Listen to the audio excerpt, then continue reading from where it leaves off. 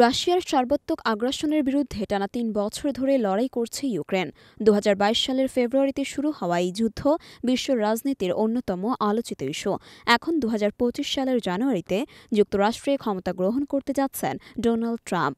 এমন সময় ইউক্রেনের প্রেসিডেন্ট ভ্লাদিমির জেলেনস্কি তার দেশের অস্তিত্ব রক্ষার জন্য ট্রাম্প প্রশাসনের কাছ থেকে যুক্তরাষ্ট্রের সমর্থন অব্যাহত রাখার প্রত্যাশা প্রকাশ করেছেন। পোল্যান্ডের রাজধানী ওয়ারশে সম্প্রতি পোলিশ প্রধানমন্ত্রী ডোনাল্ড টাস্কের সঙ্গে এক যৌথ সংবাদ সম্মেলনে জেলেনস্কি বলেন, যুক্তরাষ্ট্র কৌশলগতভাবে বিশ্ব স্থিতিশীলতার মেরুদণ্ড এবং আমরা তাদের নতুন নেতৃত্বের জন্য অপেক্ষা করছি। তাদের সমর্থন আমাদের অস্তিত্ব রক্ষার জন্য অপরিহার্য। জেলেনস্কি যুক্তরাষ্ট্রকে রুশ আগ্রাসনের বিরুদ্ধে সবচেয়ে বড় মিত্র হিসেবে উল্লেখ করে ভবিষ্যতের সহযোগিতার গভীরতার ব্যাপারে আশাবাদ ব্যক্ত করেন। এদিকে নবনির্বাচিত প্রেসিডেন্ট ট্রাম্প বিভিন্ন সময়ে ইউক্রেনকে দেওয়া মার্কিন সহায়তার সমালোচনা করেছেন এবং যুদ্ধ দ্রুত শেষ করার ইচ্ছা প্রকাশ করেছেন।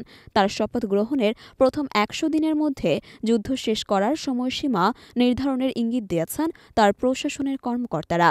তবে এই সময়কালে ইউক্রেনের ভবিষ্যৎ কিভাবে গড়ে উঠবে তা নিয়ে আন্তর্জাতিক অঙ্গনে নতুন আলোচনা শুরু হয়েছে। পররাষ্ট্রমন্ত্রী পদে মনোনীত মার্কো রুবিও সম্প্রতি বলেন, সংঘাত বন্ধ হলেও ইউক্রেনকে তার প্রতিরক্ষার সক্ষমতা অর্জন করতে হবে। এই বক্তব্য ইঙ্গিত দেয় যে মার্কিন সহায়তা শুধু সামরিক ক্ষেত্রেই নয়, বরং দীর্ঘমেয়াদী নিরাপত্তা ব্যবস্থার দিকেও মনোযোগী হতে পারে। জেলেনস্কি জানিয়েছেন, তার সরকার ইতোমধ্যেই ট্রাম্প প্রশাসনের সঙ্গে আলোচনা শুরু করেছে। তিনি বলেন, আমরা যুদ্ধ শেষ করতে চাই, তবে তা যথার্থ শাস্তির শর্তে, যেখানে রাশিয়ার ভবিষ্যৎ আগ্রাসন রোধে কঠোর নিরাপত্তা নিশ্চিত করা হবে। যুক্তরাষ্ট্রের পরবর্তী পদক্ষেপ কী হবে তা নিয়ে পুরো বিশ্ব অপেক্ষা করছে। তবে জেলেনস্কি ও তার সরকার এই মুহূর্তে আন্তর্জাতিক মিত্রদের সঙ্গে সম্পর্ক আরও দৃঢ় করার প্রচেষ্টায় মনোনিবেশ করেছেন, যেন রুশ আগ্রাসনের বিরুদ্ধে তাদের লড়াই সফল হয়।